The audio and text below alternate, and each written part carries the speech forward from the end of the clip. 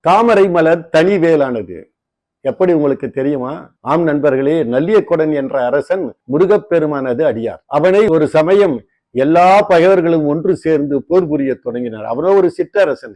என்ன செய்வான் பாவம்? முருகப்பெருமானையே நினைந்து தூங்கி போனான். அந்த தூக்கத்திலே ஒரு கனவு. அந்த கனவிலே முருகப்பெருமான் தோன்றி, தாமரை மலர்களை நீ வேலாக நினைத்து எதிரிகள் மீது எரிவாயாக, வெற்றி உனக்கே என்று சொல்லி மறைந்தான். இதை பாம்பன் சுவாமிகள் தனது பாடலிலே கூறுகின்றார். வாருங்கள் பார்ப்போம்.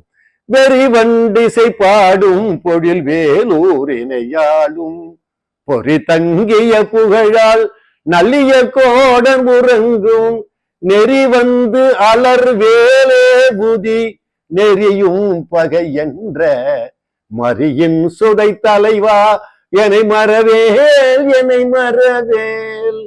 மரியின் சுடை தலைவா. மரி என்றால் மான், மரியின் சுடை என்று சொன்னால் மானின் மகள், மானின் மகள் என்றால் வள்ளி, வள்ளியம்மையோட கணவன் முருகப்பெருமான். அந்த முருகப்பெருமான் நம்மை வந்து காப்பான். மரியின் சுடை தலைவா என்னை மறவேல் என்னை மறவேல். நம்மை மறக்காமல் காப்பான். வழிபடுவோம். நன்றி, வணக்கம்.